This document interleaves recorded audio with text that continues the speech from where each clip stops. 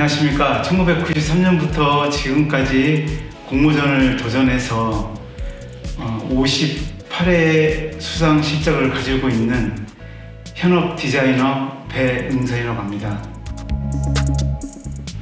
공모전에 준비할 때 가장 중요하게 생각한 것은 공모전 모집 요강을 보면 유의사항이나 주의사항 또는 그 주최사의 공모전 방향성을 많이 중요시하게 생각하고 있습니다. 또한 그 이전 해의 수상작을 꼭 리뷰를 통해서 어떻게 흐름이 수상작에 이어져 왔고 어떤 컨셉의 방향성이 이루어졌는지를 면밀히 조사를 하고 있고요. 또한 신굿을 통해서 신굿은 공모전을 처음 했던 사람이나 저처럼 많은 공모전을 했던 사람이 도움을 받는 부분들이 있는데 신굿 코치나 또는 담당자 인터뷰를 통해서 그동안 제가 내면적으로 알지 못했던 부분들을 그 인터뷰나 코치를 통해서 공모전의 방향성을 많이 참고해서 지원받고 있습니다. 저는 아이디어는 공모전은 특성상 매년 같은 시기에 공모전이 있기 때문에 항상 머릿속에 염두에 두었다가 실생활에서 컴퓨터를 통해서 검색을 한다든지 유튜브를 보면서 뉴스를 보면서 그 많은 정보를 통해서 공모전하고의 연관성을 맞춰서 준비를 많이 하고 있는 편입니다. 네, 지금처럼 90년대에는 다양하지가 못해서요. 주로 이제 저희 디자인을 전공하다 보니까 과 사무실로 그 주최사에서 포스터나 카탈로그 같은 걸 보내줍니다. 그 내용을 참고를 하고 또는 이렇게 4대 일간지에 공고가 나는 것을 보고 공모를 하게 되었습니다. 또 그때도 그 공모전이 반복적으로 같은 시기에 열리기 때문에 혹시 공고가 안 나오면은 직접 전화를 해서 담당자에게 공모전 유무를 확인도 하는 그런 열정도 있었습니다. 가장 큰 차이는 저희 때는 주로 전공자들이 많이 응모를 했는데 그때 비전공자로 참여하는 사람들은 주로 이제 그 국문과나 영문과에서 카피 부분에 많이 참여를 했었는데 요즘은 전공자보다는 전공자들이 응모를 많이 하고 수상을 또 많이 하는 그런 과정들을 많이 봤습니다. 그게 좀 90년대와 지금의 차이점이라고 볼 수 있습니다. 아무래도 첫 수상작하고 또 두 번째로는 대상을 탄 작품이었는데요.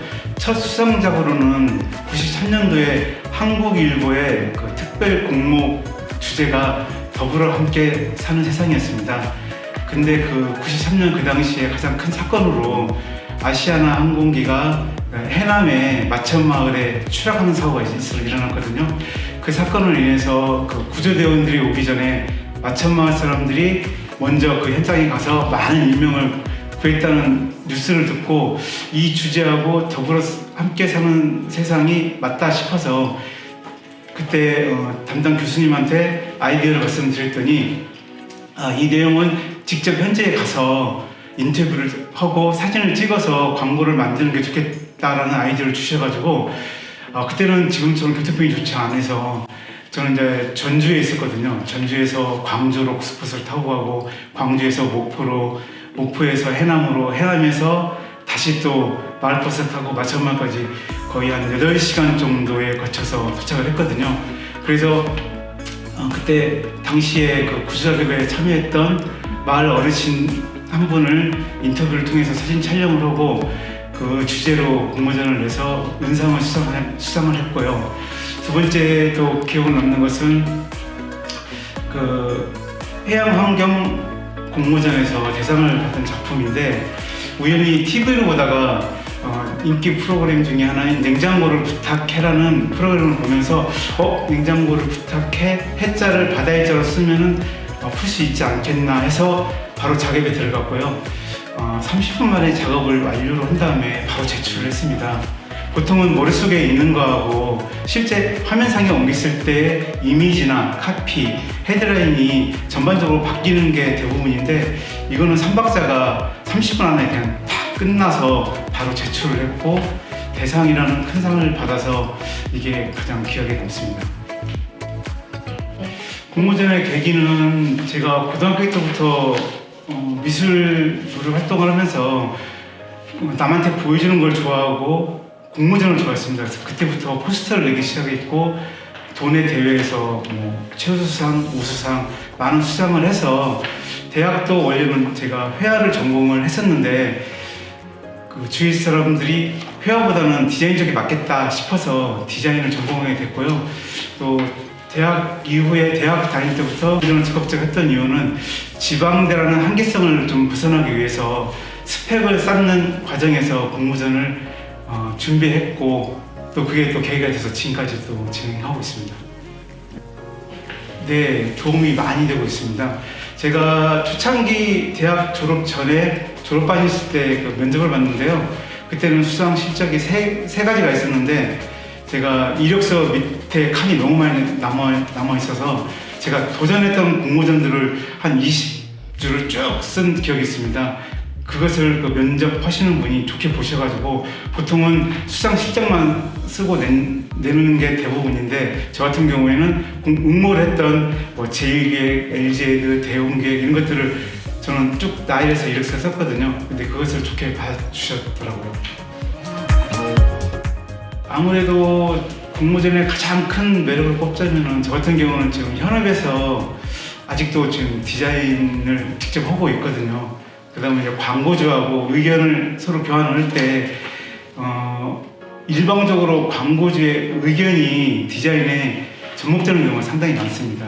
그러면 디자인의 퀄리티가 떨어지고 거기서 오는 디자이너로서의 스트레스가 있는데 공모전은 내가 하고 싶은 말, 내가 하고 싶은 그림 이 모든 것을 저의 주관적으로 표현하다 보니까 좋은 점이 있고요. 또 한 가지는 공모전을 지금까지 쭉 하다 보니까 공모전은 꼭 로또 같아요. 저는 로또를 사더라도 바로 맞춰보지 않고 작년에 샀던 게 아직도 저는 안 맞춰보고 있거든요. 그 이유는 그 호주머니 속에 있으면은 왠지 모르게 스트레스 받았을 때 내 호주머니 속에서는 아직 1등이라는 게 있어 이러듯이 공모전도 제출을 해놓고 그 결과 발표일까지 기다리는 순간이 하루하루가 기대되고 뭐 그런 순간순간이 즐기는 것 같아서 공모전이 가장 큰 메리트가 있다고 봅니다. 지금 제 나이가 55세인데요. 제가 45세부터인가요? 이렇게 수상이 돼서 시상식장에 가게 되면은 그 공모 주최사 담당자분께서 저를 보시면은 수상자라고 인식을 안 하시고 그 학생의 학부모로 인식하셔가지고 자리를 좀 이렇게 인도하시다가 제가 수상자로 참여했다고 하시면은 많이 당황해하시고 놀라는 모습을 많이 봤거든요. 그래서 그런 부분이 조금 에피소드가 있지 않나 싶습니다.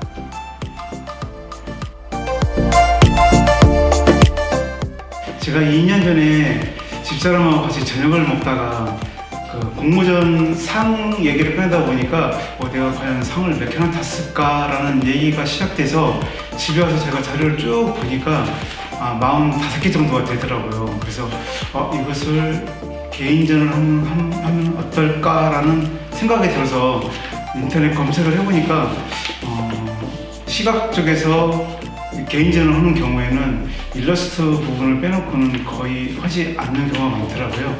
그래서 제가 개인전을 준비를 해서 총 30작품을 개인전을 했는데 저는 오히려 전공자나 젊은 사람들이 개인전을 좋아할 줄 알았는데 의외로 60에서 80대 어르신들이 이 개인전을 좋아하시더라고요.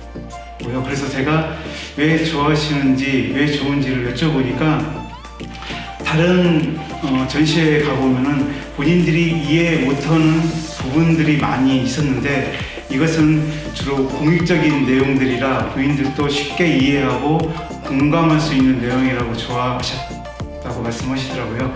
그래서 제가 내년 정도 해서 수상작이 지금 58개 정도 되는데 60개가 넘게 되면은 다시 내년 정도에 한번 2회 개인전을 준비를 지금 준비 중이겠습니다.